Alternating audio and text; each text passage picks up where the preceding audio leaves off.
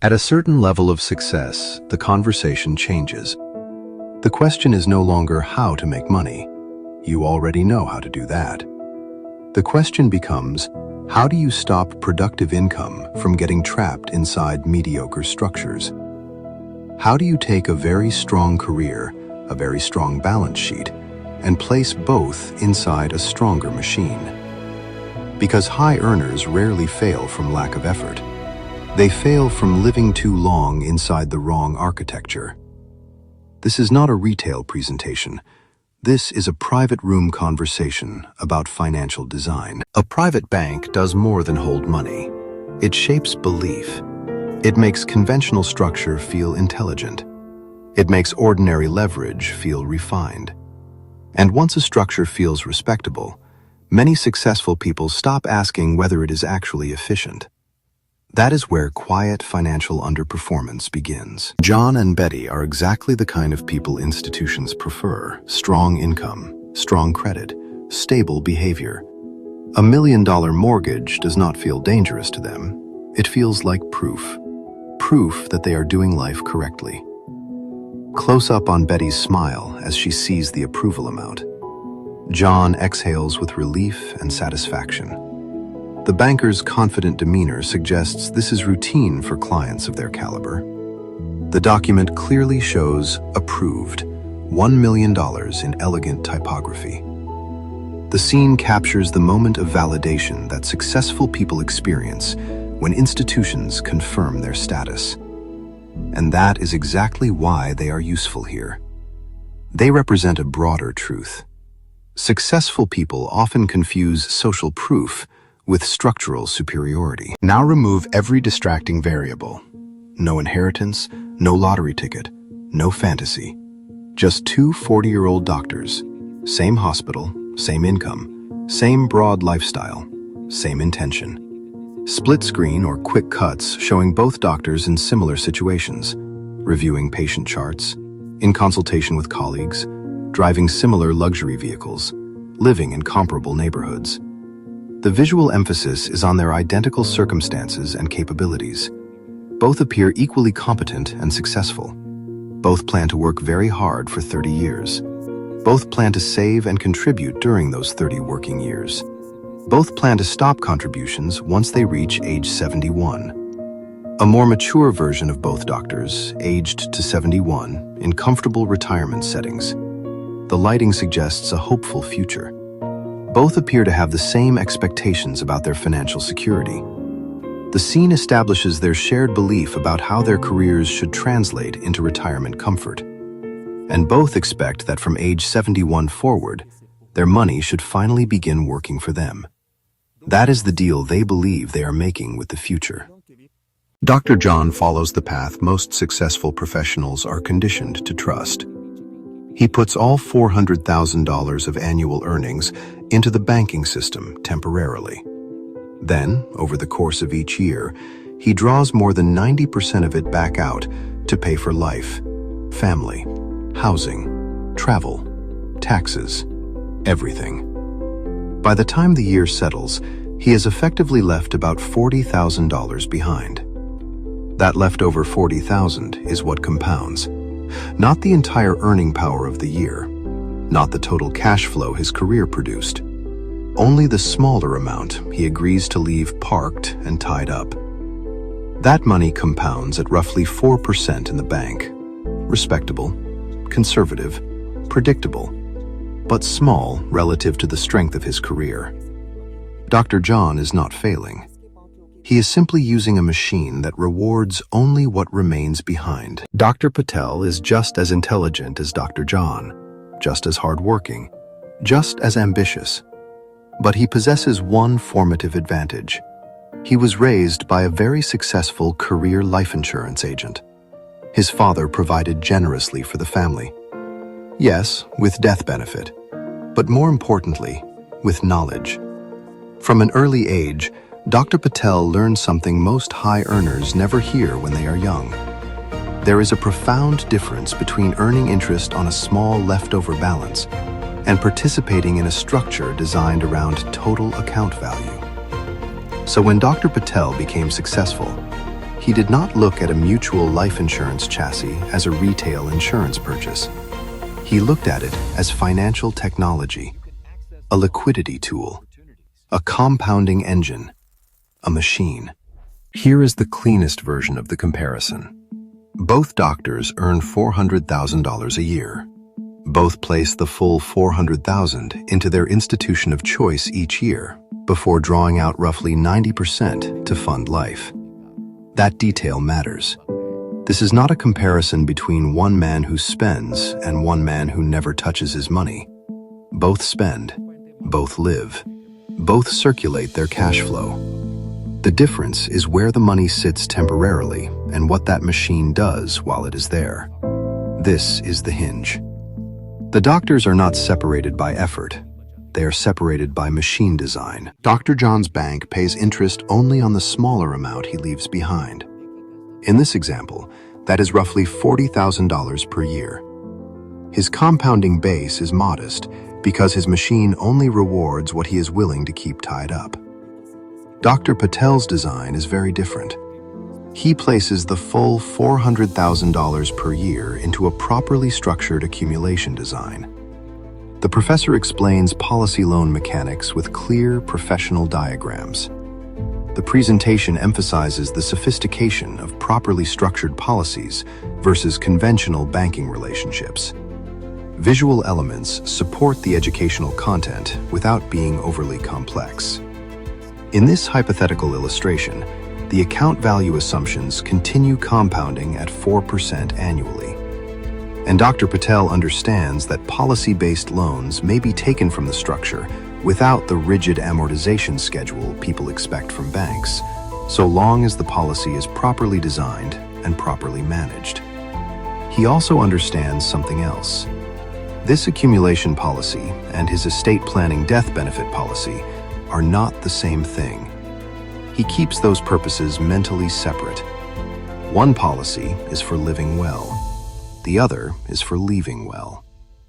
That distinction is sophisticated, and it changes everything. Now we walk the two systems side by side every 5 years. No fluff, no double counting, no repeating values after they've already been established. Just the architecture. By age 45, Dr. John has built a respectable reserve. Dr. Patel has already built a different category of engine.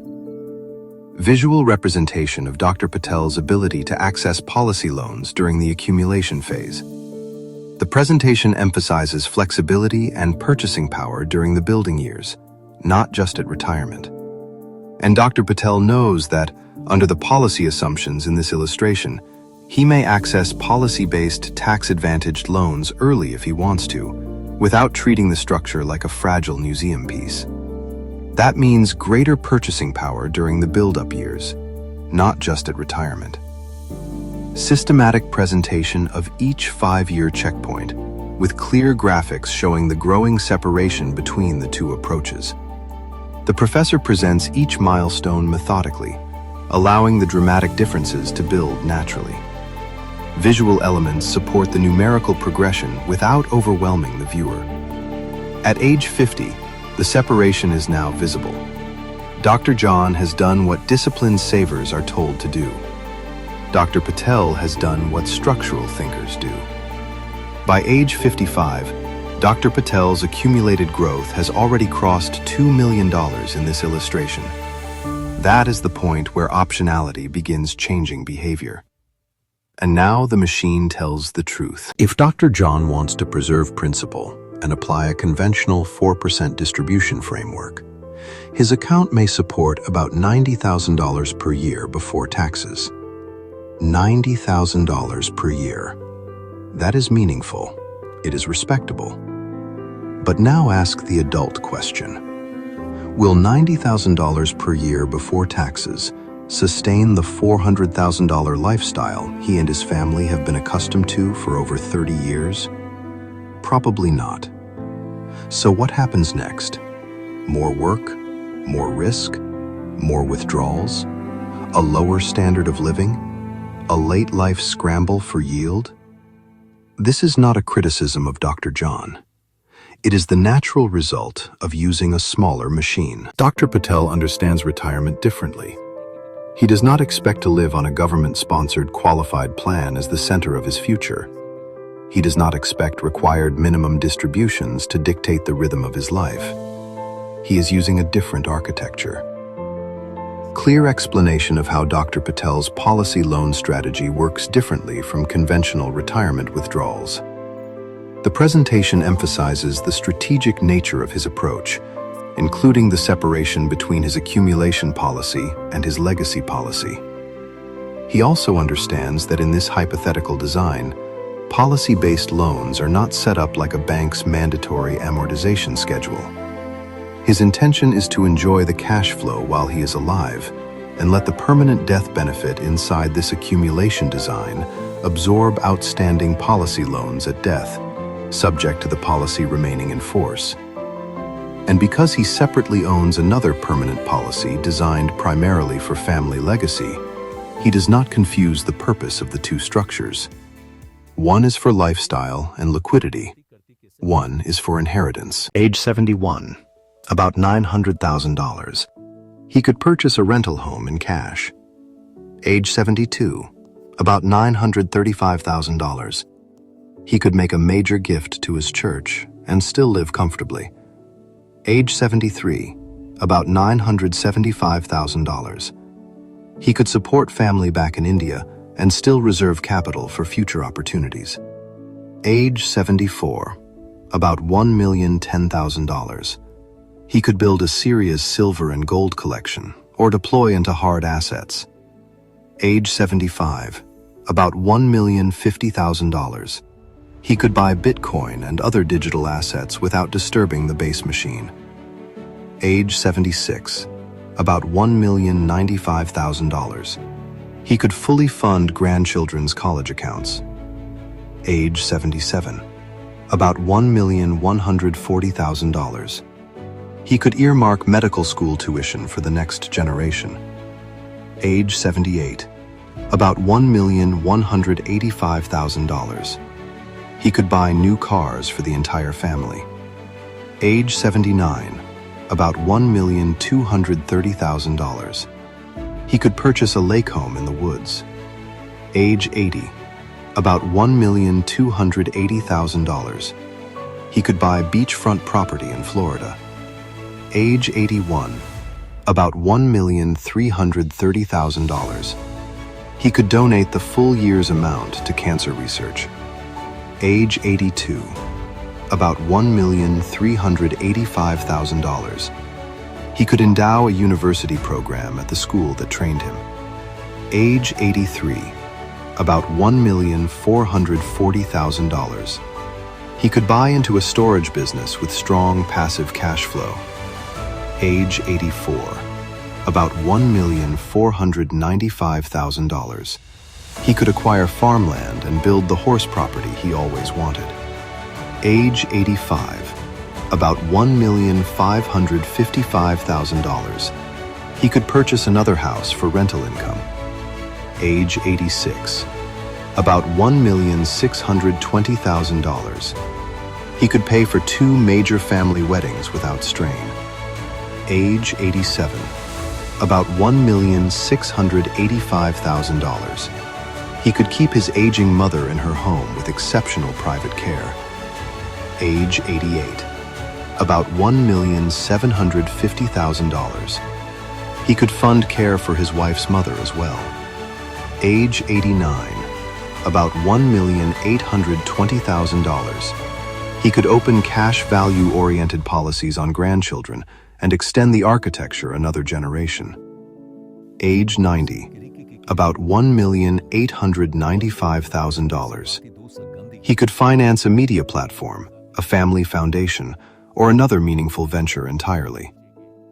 That is not a retirement check. That is a lifestyle engine. And Dr. Patel does not live narrowly during these years. Because he did not simply consume the architecture, he used it. During the 30-year accumulation period, Dr. Patel did not merely watch statements grow. He actively used policy-based liquidity and the confidence of a stronger balance sheet to expand far beyond his medical practice. Sophisticated visual presentation of Dr. Patel's expanded investment portfolio, rental properties, commercial buildings, restaurants, car washes, private deals. The presentation emphasizes strategic diversification and active wealth building beyond his medical practice. He built a managed investment portfolio. He accumulated short-term rental properties. He bought pieces of private hospitality deals, restaurants, car washes, commercial buildings leased to small businesses. He provided liquidity to lenders who needed capital to keep operating. By the end of the build phase, his outside world had become enormous. At least 50 properties. Many paid off. Others still producing cash flow and building an even more bank-friendly balance sheet. And because the machine beneath him was strong, the banks treated him accordingly. Better terms, better access, better options. He was no longer merely a doctor who invested. He became a doctor with a private capital mindset. Dr. John did many things right. His home is paid for. His children's education is funded. He owns a few quality investments. One rental on the Jersey Shore performed well. He often wished he had bought more when they were cheaper. But he never had the same liquidity cushion or credit flexibility to go all in when opportunity was in front of him. Now he is 71, still intelligent, still respectable, but not in his physical prime, not in the same energy state he had at 40. And his primary machine is simply too small to carry the full weight of the lifestyle he once assumed retirement would preserve. Now we return to the most overlooked asset on many affluent balance sheets: home equity. For the right client, home equity is not just shelter, it is dormant collateral. And in many properly underwritten cases, it can become a practical funding source for policy design. Not because it is reckless, because it can be one of the most effective ways to make the entire balance sheet work harder. The professor writes on the board, home equity, HELOC, policy premiums, account value, policy access. The presentation emphasizes intelligent leverage rather than blind borrowing, showing how home equity can be repositioned strategically. Some advisors never use home equity this way because they do not understand the architecture, the underwriting, or the policy design. Others assume no bank would ever approve it, and sometimes that is true. Sometimes the structure is not appropriate. But when the client profile, cash flow, credit, and real estate equity support it, home equity can become a highly strategic source of premium funding. The goal is not blind leverage. The goal is intelligent leverage. You are not borrowing simply to borrow. You are repositioning otherwise stagnant real estate equity into a structure designed for long horizon accumulation and liquidity, subject to underwriting and careful management. That is the moment the viewer realizes Dr. Patel is not just a character. He is a model. This is not a do-it-yourself fantasy. This is cash flow modeling, policy design, loan management, stress testing, tax review. If those disciplines are absent, the strategy is incomplete. That matters, because elegance without discipline is just seduction. And this presentation is not for people shopping for excitement. It is for people building systems. This is not about who is smartest. It is not about who worked the hardest. It is not about who got luckiest. It is about who selected the most efficient money-generating machine and used it with discipline for decades. Knowledge is only power when it is applied. Dr. Patel knew more, but more importantly, he acted on what he knew for 30 straight years. We would like the opportunity to review your cash flows, your portfolio, your home equity, and your current architecture to see whether a Dr. Patel-style machine makes any sense for you at this stage of life. For some people, the ideal time to start was 40 years ago. For others, the best time is now. In many cases, accumulation-focused designs can still be reviewed for clients well into later ages, subject to carrier rules, health, and underwriting. The point is not to complain about the years behind you. The point is to make the strongest possible use of what you still have today. If you would like to explore a Dr. Patel-style structure, request the fact finder in advance of the first meeting. Then schedule an appointment. Call 302-998-1331, extension 5. Sam Russell is our lead advisor for initial intake and profile review, helping determine whether adding a restructured machine makes sense for you and your family. Because the question is not whether you have money. The question is whether your money is sitting still. The question is not whether you have debt. The question is whether your debt has been ranked. And the question is not whether you are successful. The question is whether your success has been properly engineered. In the end, the winner is not the person with the loudest lifestyle. It is the person with the strongest machine.